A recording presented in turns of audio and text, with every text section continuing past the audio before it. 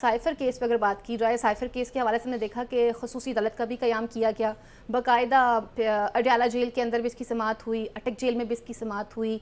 मुअज़्ज़ज़ अदालत के जज अबुल हसन ज़ुल्करनैन साहब ने इसको सुना है।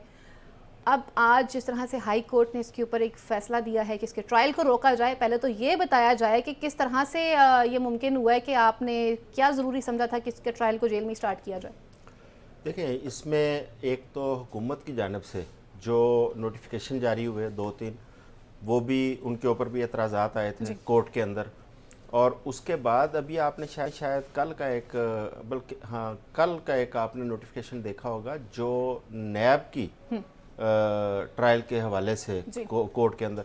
अच्छा, मज़े की बात यह है कि उसमें अभी तक रेफरेंस फाइल नहीं हुए, लेकिन वज़ारत दिफा ने पहले नोटिफिकेशन दे दिया है। मुकदमात अभी बने नहीं है, रेफरेंस फाइल नहीं हुए, उससे पहले ही एक नोटिफिकेशन। अब जब आप ऐसी हरकतें करेंगे तो जाहिर है अदालतों में आप तो आपका अगर कोई दुरुस्त इक़दाम भी होगा वो भी चैलेंज होगा। आपको सोच समझ के ये चीज़ें करनी चाहिए ना। अच्छा, उसमें आप देखें कि जिस तरह पहले तोशाखाना था, तोशाखाना केस में बड़ी एक हाइप क्रिएट हुई, और उसके बाद वो फैसला आने के बावजूद उससे बड़ी जो ऊपर वाली अदालत थी उसने उस फैसले को कलअदम करार दे दिया। इसी तरह अभी क्योंकि साइफर मिल चुका है वजारत खारजा के अंदर से, अब साइफर के हवाले से भी एक ये र्यूमर शुरू हो गई है कि शायद साइफर के हवाले से इमरान खान को ज़मानत मिल जाएगी और वो इसमें क्लियर हो सकते हैं।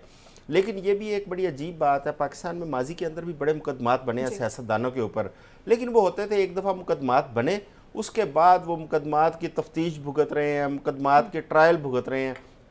ये नहीं होता था कि एक मुकदमा ख़त्म हुआ साथ ही एक और दर्ज हो गया, एक और 200 मुकदमे, इस तरह नहीं होते थे। और मुकदमे भी ऐसे जो स्टेप बाय स्टेप मुकदमे अपनी अहमियत खुद ही खोते जा रहे हैं।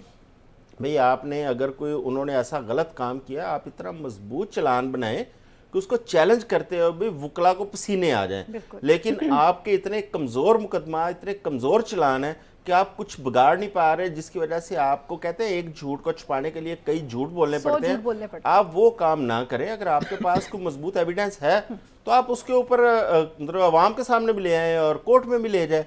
लेकिन आप जिस तरह से ये मुकदमात बना रहे हैं, ये मजाक बनता जा रहा है। तो अब उन्होंने, क्योंकि वो जमानत भी मेरा हाल अप्लाई कर रहे हैं और फैसला महफूज किया गया है, जिसके हवाले से एक थोड़ी सी एक परसेप्शन बिल्ड हो रही है कि हो सकता है उन्हें इसमें जमानत मिल जाए, तो लिहाजा जो बाद में मुकदमात दर्ज किए गए हैं जिनमें बाद में गिरफ्तारी डाली गई है, ताकि उनकी गिरफ्तारी इंटैक्ट रहे, वो जेल के अंदर। वज़ारत दिफा इतनी एक्टिव हुई और पहले ही कह दिया कि ट्रायल जो है वो जेल में ही होगा। नुशात साहब, हमने देखा कि इससे पहले जब साइफर केस की बात की तो पहले तो खुद ही कहते थे साइफर है ही नहीं है, साइफर तो कुछ था ही नहीं। ठीक है, ये बात मैं अब नून लीग के हवाले से भी कर रही हूँ, प्लीज अब आप माइंड ना कीजिएगा। सेकेंडली हमने ये देखा, तो माइंड करूंगा। अब सेकेंडली हमने यहाँ पे ये देखा, आपको भी माइंड कराऊंगा। जी जरूर जरूर, मैं जब अपना क्वेश्चन मुकम्मल करने दीजिए मोहतरम। अब आप मुझे ये बताइएगा कि जहाँ पे सीनियर कानूनदान जो कह रहे हैं कि इस केस में फिलहाल ऐसा कुछ भी नजर नहीं आ रहा जिस तरह से इसकी बात की जा रही है, फिर वकला ने भी एतराज़ उठाया चेयरमैन तहरीक इंसाफ के किसी चालान के अंदर साइफर की कॉपी भी मौजूद नहीं थी और कुछ कानूनी जो चीज़ें थी वो पूरी नहीं की जा रही थी। हम ये चाहते हैं कि इसको ओपनली केस का ट्रायल होना चाहिए, वो भी आप नहीं कर रहे हैं। आज अदालत ने भी जो रिमार्क्स दिए हैं, तो आप इसको किस तरह से देखते हैं? पहले तो ये बताएं कि ये सीनियर कानूनदान किसकी तरफ से पेश हो रहे हैं जो ये कह रहे हैं? ये चेयरमैन तहरीक इंसाफ की तरफ से। तो उनके जो उनकी तरफ से वकील पेश हो रहे हैं वो यही कहेंगे ना। दूसरी बात यह है कि मैं आपको बताऊं, तो आप ना थोड़ा सा ओवर सिंप्लीफाई किया जा रहा है यहाँ पे। साइफर का केस ये नहीं था, नजर आए हैं। साइफर का केस ये नहीं था कि साइफर गुम गया है या साइफर मिल गया है। साइफर का केस ये नहीं है। सीक्रेट एक्ट के तहत जो साइफर का केस है वो ये है कि आप रियासत पाकिस्तान का कोई राज पब्लिकली लोगों के सामने नहीं खोल सकते, किसी के सामने कागज़ लहरा के ये नहीं बता सकते कि ये जो साइफर आया है इसके अंदर क्या लिखा है या इससे क्या मुराद थी।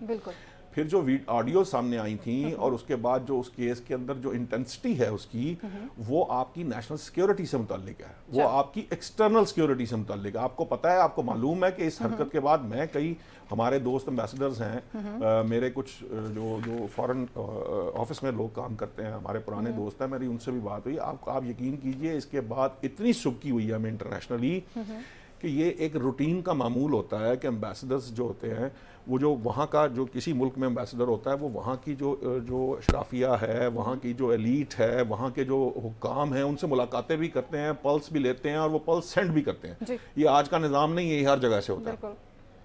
आपने साइफर को सियासी मकसद के लिए इस्तेमाल किया, आपने रियासत के राज को अपनी सियासत बचाने के लिए इस्तेमाल किया। ये है केस ये नहीं है कि साइफर यहाँ, ये कागज यहाँ नहीं था, वो वहां पे रखा हुआ मिल गया या वहां से आ गया या वहां चला गया, ये नहीं है केस।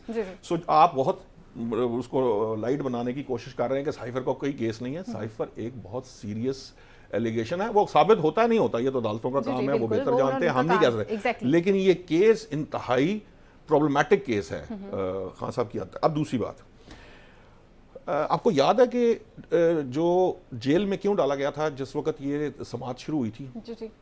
खान साहब की जो मुझे याद पड़ता है, हो सकता है कि मैं गलत हूं, लेकिन मेरी जो यादाश्त काम कर रही है चौधरी साहब से मैं चाहूँगा कि वो अगर ज़रा थोड़ा सा इसको याद है।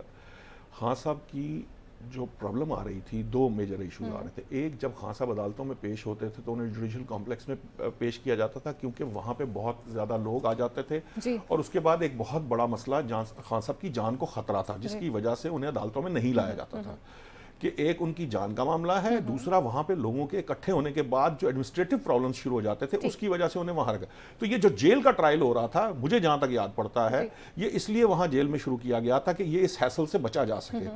और कभी अटियाला अटक जेल जो थी, अटक जेल से अटियाला जेल मुंतकिल किसने करवाया था आपको पता है? इनके वकला ने। हाँ साहब के वकला ने दरखास्त दी थी, जनाब तुम्हारी मेहरबानी, सानू बड़ा दूर पैंदा है अडियाला जेल।